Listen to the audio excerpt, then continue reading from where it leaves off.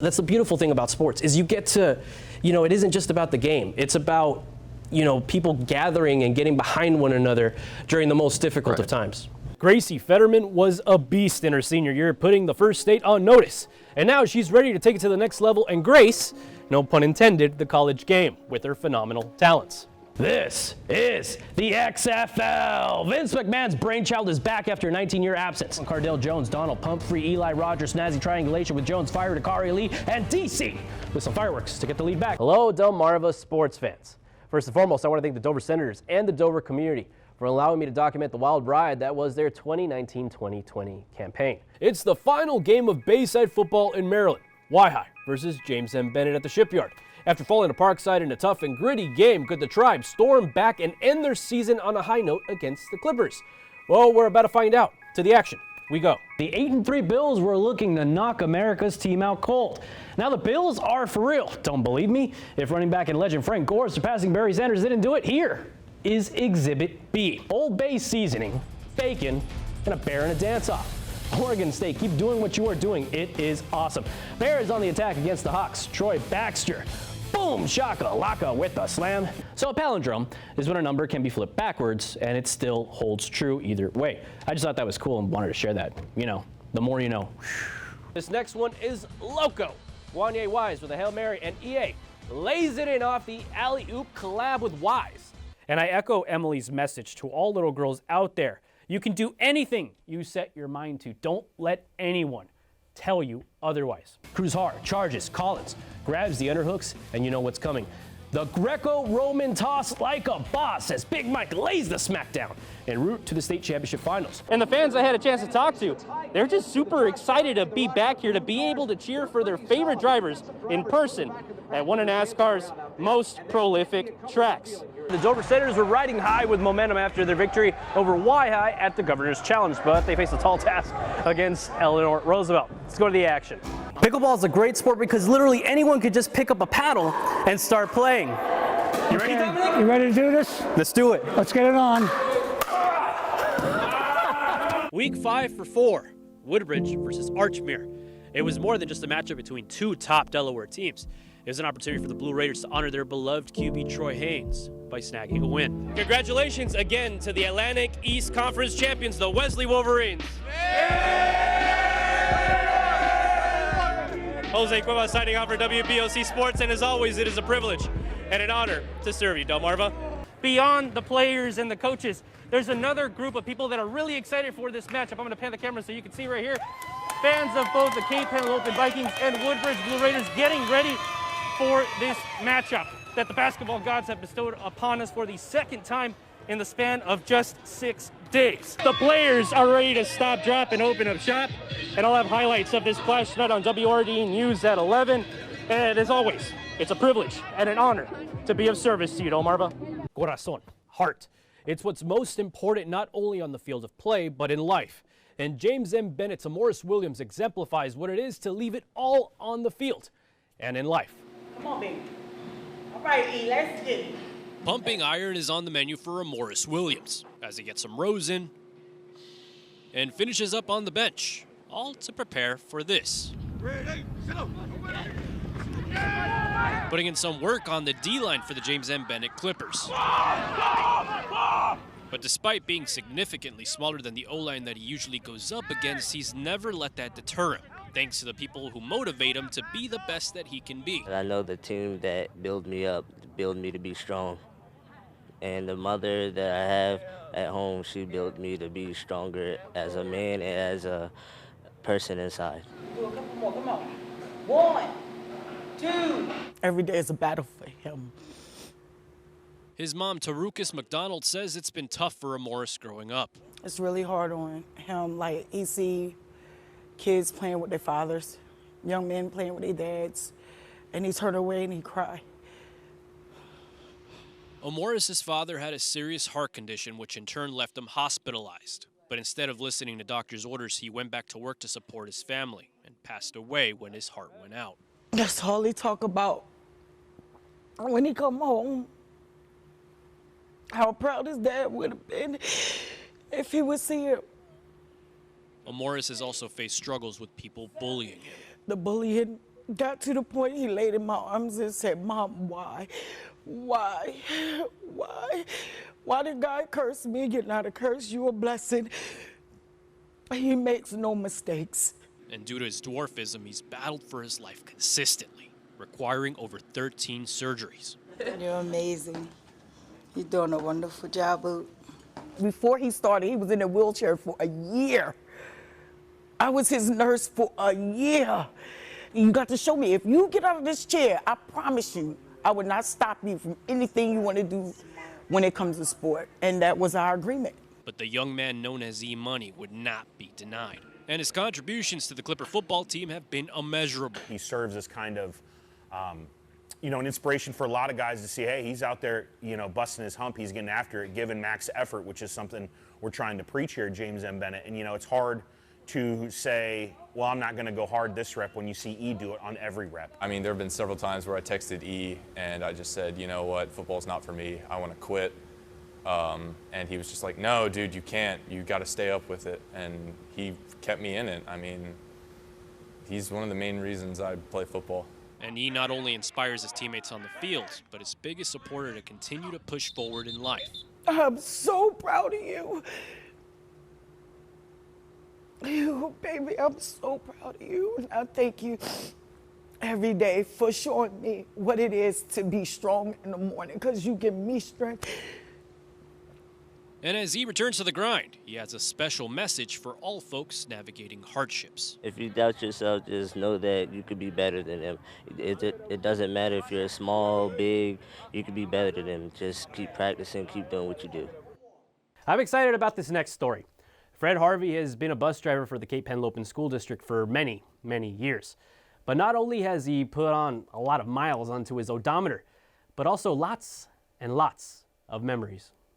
It's another day for Fred Harvey. How you doing? Driver. He's been a bus driver for 31 years. Every destination is a little different, with all different kinds of passengers. Avocado is the name of the game. On today's destination, he's helping spread the holiday cheer. Snow is falling. Driving fifth graders to sing Christmas carols at a senior home. On one of his most travel routes, the singing is not as pleasant. Oh my dear. It's gotta be annoying, but he tolerates us and he's the best for it. Some of the singing that they do is unreal. Fred Harvey has driven the bus to 19 state championship games for the Cape Henlopen girls lacrosse and field hockey teams. But I don't bother them. I let them sing because I feel if they're singing and they're happy, that means they're gonna get out there on the field and do a good job. I mean, he just let us do our thing and just dance party and sing and talk and just have fun. And the result of letting the girls let loose on the bus, 19 state championship wins. And every single state championship win, they make sure to let Fred know how much he means to them. They love him. He's just like a big teddy bear for them. And as the hardware began to rack up, Fred became much more than just the girls' favorite bus driver.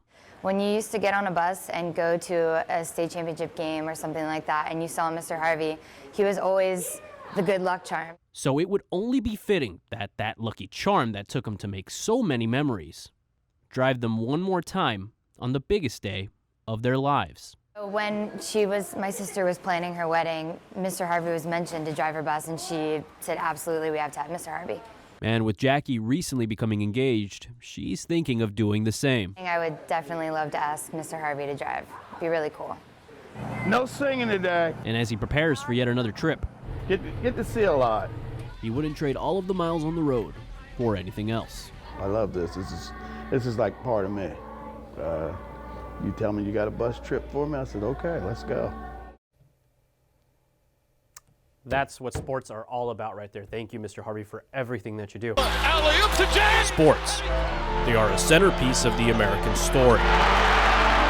But without the contributions of the black athlete, sports would not be what they are today. God! The black athlete has broken down barriers. Texas Western and started 5 African-American players for the first time ever in the 1966 championship game against Kentucky. But to this day, America struggles to see the black athlete as something more. We will definitely not shut up and dribble. An activist, using their platform to inspire change. At the end of the day, I'm going to continue to fight for what I'm fighting for. And as something more than just an athlete.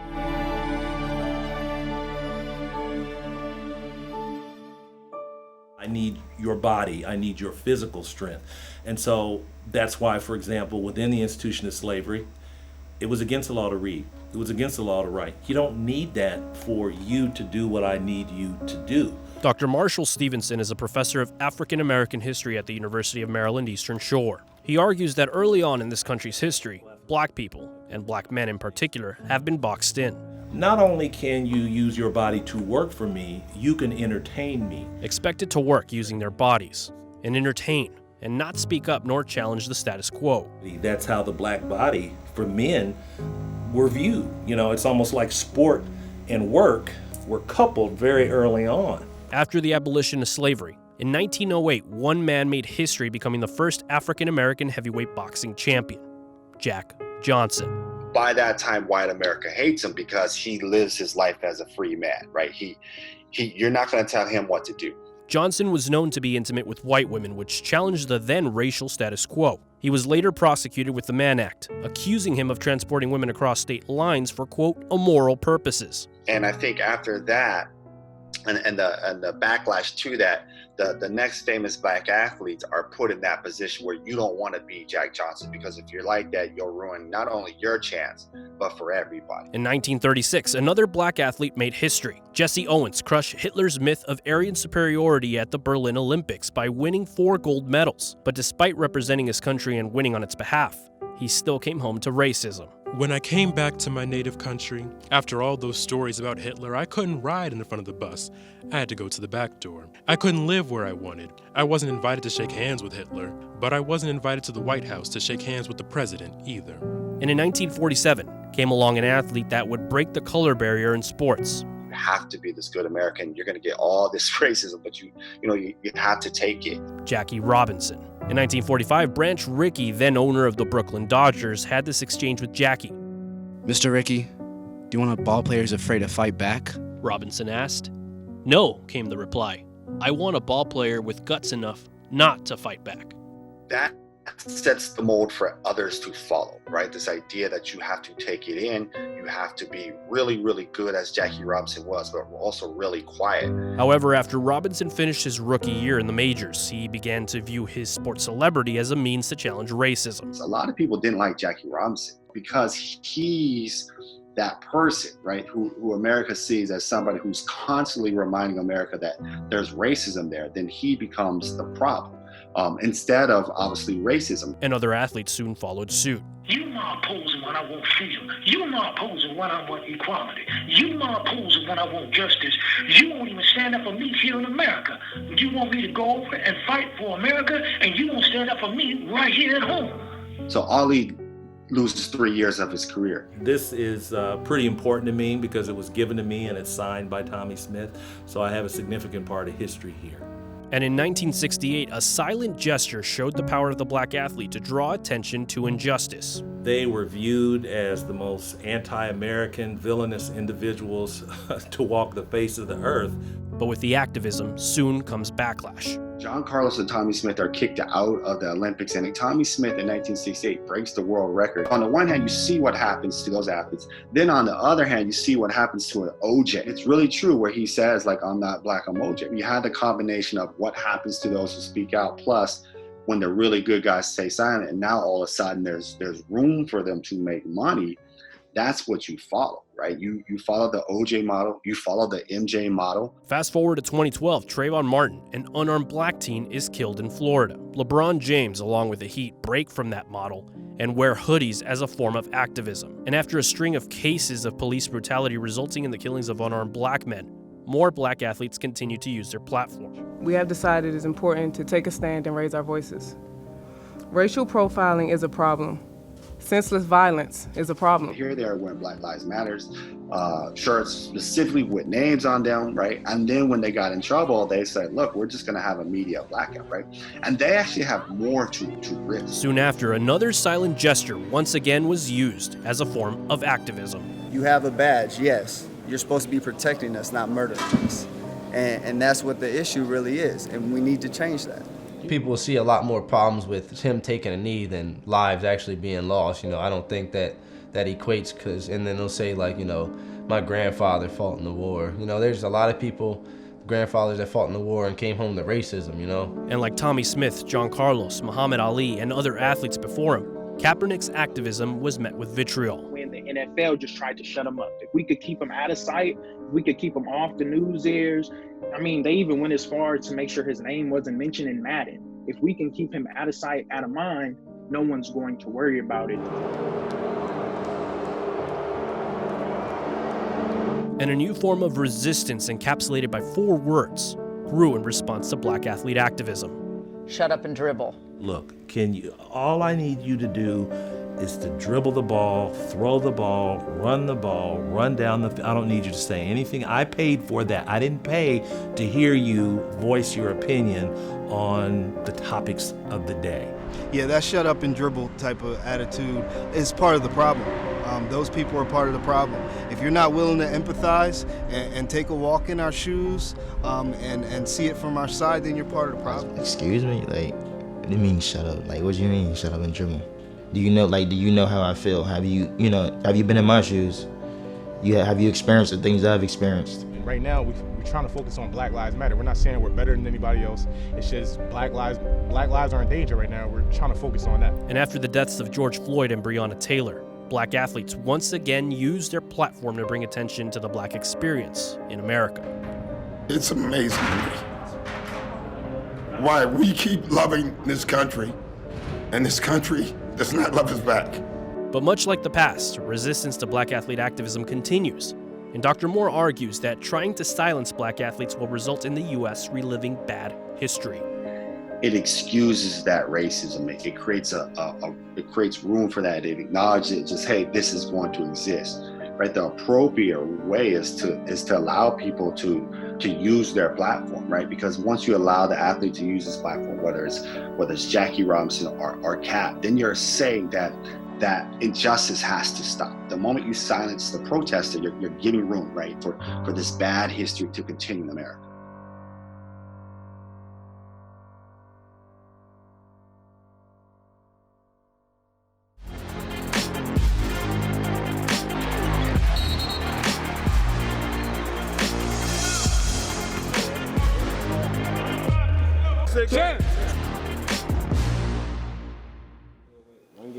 One game away from getting them boys. You know what we want.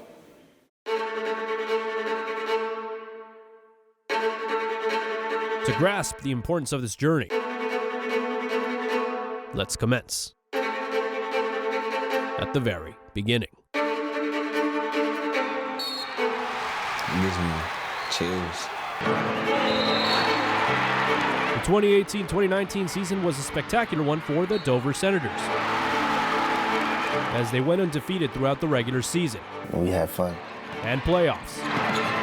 2 years ago, no one really supported us like that. It was a great feeling, you know, we can bring the whole city together, have, you know, younger kids look up to us.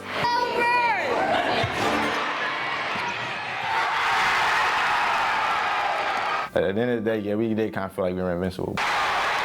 Then came the state championship against the Sanford Warriors, a team that went undefeated against Delaware competition. There was a lot of pressure going into that game, but we knew we could, you know, we knew we could do it. There's a lot of emotions going on. It was a back and forth game, with neither team giving up an inch.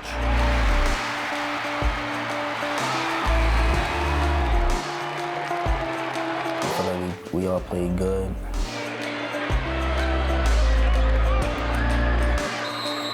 And with 3 seconds left, down by 3, Keaton Davis launched an equalizer. It's like we fell short. that was not to be. Yeah, I couldn't really describe it. Just, you know, it hit us hard, hit me hard, personally. What would you tell your team in that huddle here at the end? I was so proud of them. That I'm proud of them. Proud of the effort, the way they represented their community, their families in the school district. And I just told them we just didn't finish the job. We're just a few seconds away from finishing the job, but they should be proud of what they've done and how they brought the city together. We knew we should have won. It was right there. We just, I don't know. We just bottle it up, use it as fuel over the summer and workouts and on our circuits that we play on, and just grind and just finish strong so next year we can finish and win it. Fellas, we waited 365 days to get back to this point. That one, 24-1, the one sticks in my head a lot, the one. I didn't finish the job for the city, and to get him on such a high, I felt like I let everybody down. It's a chip on all our shoulders. We got to get back to where we didn't finish.